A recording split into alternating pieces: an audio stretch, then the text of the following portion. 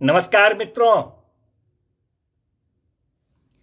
आज भाग 328 में हम लोग BNSS 2023 के दो सेक्शंस 455 और 456 पर चर्चा करेंगे।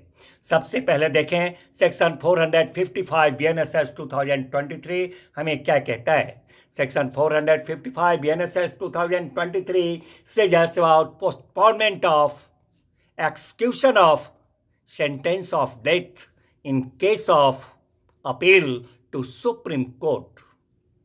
माननीय सर्वोच्च न्यायालय को अपील किए जाने की दशा में मृत्युदंड का निष्पादन जो है उसको मुलतवी करने के लिए, पोस्टपोन करने के लिए ये धारा उपबंध करती है। उसके बारे में ये हमें बताती है।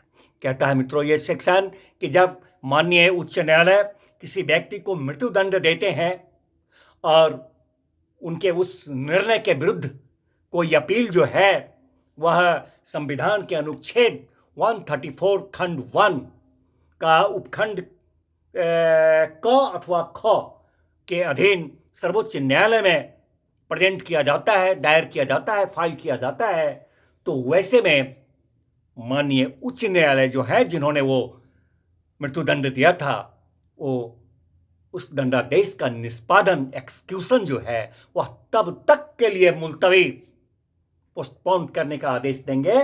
तब तक के लिए, कब तक के लिए? जब तक कि ऐसी अपील करने की जो अनुज्ञात अवधि है या तो वह व्यतीत न हो जाए या फिर अगर उस अनुज्ञात अवधि के तहत अपील सर्वोच्च न्यायालय में कर दिया गया है तो उस अपील का जब तक निपटारा न हो जाए, डिस्पोजल नहीं हो जाए, तब तक के लिए उस दंडादेश का एक्सक्यूशन निष्पादन को मुलतवी करने का आदेश माननीय उच्च न्यायालय देंगे।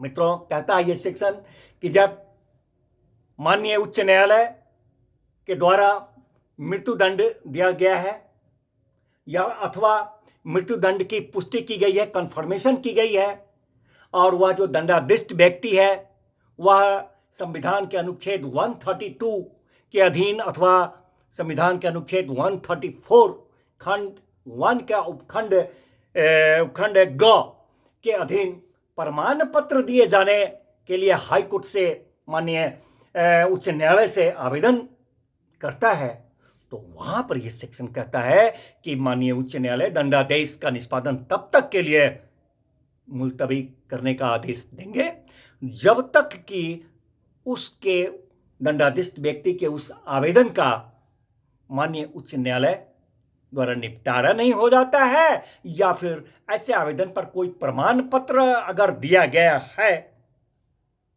तो जब तक उस प्रमाण पत्र पर हाई कोर्ट को अपील करने के लिए अनुज्ञात अवधि समाप्त नहीं हो जाती है। मित्रों यह सेक्शन हमें बताता है कि जब माननीय उच्च न्यायालय के द्वारा मृत्युदंड दिया जाता है या मृत्युदंड की पुष्टि की गई है और माननीय उच्च न्यायालय का यह समाधान हो जाता है। क्या समाधान हो जाता है? उनका समाधान यह हो जाता है कि वो जो दंडाधिष्ट व्यक्ति है वह संविधान के अनुच्छेद 136 के अधीन अपील करने के लिए विशेष इजाजत दिए जाने के लिए माननीय सर्वोच्च न्यायालय में याचिका पेश करना चाहता है। ये समाधान जब माननीय उच्च न्यायालय को हो जाता है तो वैसे में कहता है सेक्शन कि माननीय उच्च न्यायालय दंडादेश के निष्पादन को इतनी अवधि तक के लिए जितनी वे ऐसी याचिका फाइल पेश करने के लिए पर्याप्त समझे उतनी अवधि तक के लिए उस आदेश को मुलतवी करने का आदेश देंगे। मित्रों इसी अनुक्रम में आगामी सेक्शन 456 BNSS 2023 पर हम लोग चर्चा करें। Section 456 BNSS 2023 says about commutation of sentence of death. Commutation of sentence of death on pregnant women. गर्भवती महिला के मृत्युदंड का लघुकरण किए जाने के बारे में ये सेक्शन 456 बीएनएसएस 2023 कहता है।